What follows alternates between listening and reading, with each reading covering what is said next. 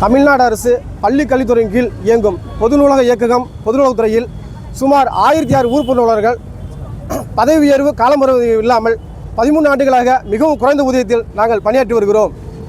கடந்த மாதம் தஞ்சாவூர் மண்டலத்தை தொடர்ந்து இன்று 29 மாவட்டங்கள் உள்ளடக்கிய மாநிலம் முழுவதும் 3 மண்டலங்களில் கவனஈர்ப்பு உண்ணாவிரதம் நடைபெற்று வருகிறது. இன்று கோயம்புத்தூரில் 8 மாவட்டங்கள் இணைந்து இந்த கவனஈர்ப்பு உண்ணாவிரதத்தை நடத்தி வருகிறோம்.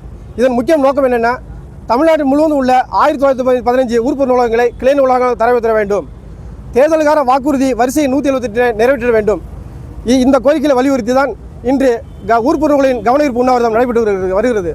எங்களின் சுமார் 70% பேர் 50 வயதை கடந்தவர்கள். தற்காலங்களில் 80 உறுப்பு நூலகர்கள் இதுவரை இறந்துள்ளார்கள். பணி விதிகள் மற்றும் பணி வரமுறை இல்லாததால் அவர்களுக்கு மற்ற அரசு ஊழியர்கள் கிடைக்க வேண்டிய எந்த பயனும் கிடைக்கப்படவில்லை.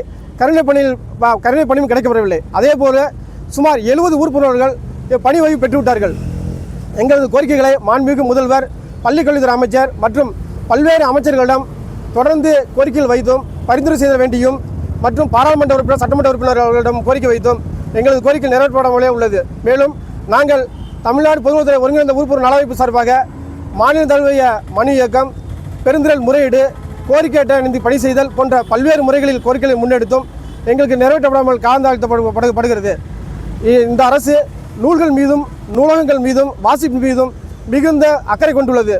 அப்படி இருக்கும்போது எங்களது உறுப்பு நூலாகிய ஒரு 1000 பேருக்கு எங்களது பதவி உயர்வும் காலமுறை ஊதியம் வழங்கிட வேண்டியும் இந்த கோரிக்கையை முன்வைத்து இந்த தமிழ்நாடு முழுவதும் அரசின் கவனத்தை ஈர்க்கும் வகையில் இந்த உண்ணாவிரதத்தை நடத்தி வருகிறோம்.